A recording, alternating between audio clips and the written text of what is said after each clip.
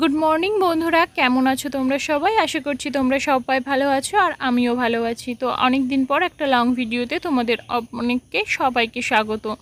তো আজকে দেখো আমরা চলে এসেছি বনগাঁ বর্ডার ঘুরতে। বনগাঁ বর্ডার হচ্ছে পেট্রাপোল বর্ডার। তো পেট্রাপোল বর্ডারে আমিও কোনো দিন আসিনি, তো আজকে অনেক দিন পরে সুযোগ আর সময় দুটোই হলো, তো চলে এসেছি ঘুরতে। আর সঙ্গে যে তোমাদের নেব না এটা তো হতেই পারে না। তো দেখো আমরা অনেকে মিলে ঘুরতে চলে এসেছি।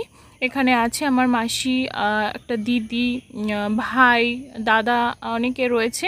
তো সবাই মিলে চলে এসেছি ঘুরতে। আর এটা হচ্ছে বর্ডারের ভিতরের মনসা মন্দির, যেটা বলতে পারো বনগাঁবাসীর এক আবেগ। এখানে কিন্তু মনসা পুজোর দিন প্রচণ্ড ভিড় হয়। এটা কিন্তু মনে হয় 0 পয়েন্টে পড়ে গিয়েছে, তার জন্য চারিদিকে কিন্তু তারের কাঁটা দিয়ে আটকানো রয়েছে। তো চলো, মন্দিরের পিছন দিকে কিন্তু বাংলাদেশ, তো সেটাই তোমাদেরকে দেখাবো। তো দেখো, মন্দির থেকে একটু প্রণাম সেরে নিলাম, তারপরে হচ্ছে মন্দিরের পেছন দিকে যাব আর তোমাদের বাংলাদেশের ঘরবাড়ি বা বাংলাদেশের নদী সবটাই তোমাদেরকে দেখাবো। তো দেখো, সবাই মিলে কিন্তু দেখতে চলে যাচ্ছি। বলতে পারো আমি কোনো দিন বনগাঁয় থাকলেও কিন্তু আমি কোনো দিন বর্ডার দেখতে যাইনি। তো এই দাদা ভাইরা বর্ডারে কাজ করে, তো সেই এতে সোর্সেই আমরা চলে গিয়েছিলাম বর্ডার দেখতে। খুব সুন্দর একটা জায়গা, আমার কিন্তু খুব ভালো লেগেছে। তো দেখতে পাচ্ছ কত সুন্দর পরিবেশ, চারিদিকে গাছপালা দিয়ে ভর্তি, খুব মনোরম একটা পরিবেশ। তোমরা কিন্তু সুযোগ পেলে যেতেই পারো। তো ওই দেখো, ওই আমি দেখানোর চেষ্টা করছিলাম, ওখানে একটা ব্রিজ আছে যেটা হচ্ছে বাংলাদেশের। এই দিদিভাই কিন্তু সেটাই দেখাচ্ছিল। আর হচ্ছে এই যে নদীটা বা খালটা দেখতে পাচ্ছ, সেটাও কিন্তু বাংলাদেশের। দেখো, আমি দেখানোর চেষ্টা করছিলাম, কিন্তু সবাই আমাকে বলছিল ফোনটা যদি ওপাশে পড়ে যায় তাহলে কিন্তু ফোনটা বাংলাদেশের হয়ে যাবে। তো তার জন্য আমি আর দেখানোর চেষ্টা করলাম না। তো ওয়েলকাম পেট্রাপোল বর্ডার, সরি, আমি একটু অনেক দিন আগের ভিডিও, তো এডিট করতে গেলে একটু সমস্যা হয়। তো দেখো, আমরা এই ভিতরে মন্দিরটা ওখানে ছিলাম। তো এইদিকে দেখো, বাংলাদেশে যাতায়াত করার যে রুলসগুলো সেগুলোই রয়েছে, আমি একটু ক্যামেরাবন্দি করে নিয়েছি। তো এদিকে দেখো আমাদের ইন্ডিয়ান জনরা রয়েছে আর ওদিকে বাংলাদেশের জনরা রয়েছে। এদিকে যাওয়া আসার যে নিয়মাবলী সেগুলোই ওনারা পূরণ করছিলেন। আমার কিন্তু ব্যক্তিগতভাবে বর্ডারটা দেখতে গিয়ে খুব ভালো লাগলো, যেহেতু আমি কোনো দিন যাইনি। একটা নতুন জিনিসও বলতে পারো আমার কাছে। তো আমার কিন্তু ব্যক্তিগত মতামত খুব সুন্দর লাগলো। তোমরা যারা কখনো বর্ডার দেখোনি তারা অবশ্যই কিন্তু সময় আর সুযোগ পেলে অবশ্যই একবার ঘুরে আসতে পারো।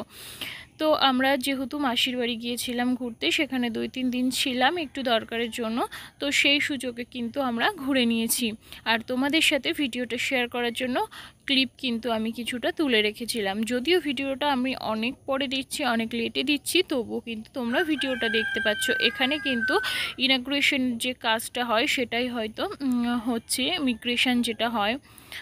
আমি যদি কিছু কথা ভুল বলে থাকি তাহলে অবশ্যই সেটা ক্ষমা করে দিও, কারণ অনেক দিন আগের ভিডিও এডিট করতে গেলে একটু সমস্যা হয়।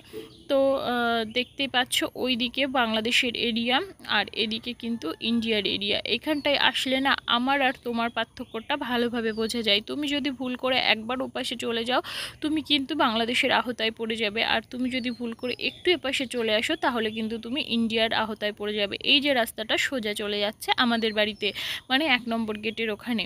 আমার বাপের বাড়ি তো বনগাঁ 1 নম্বর গেটের ওখানে।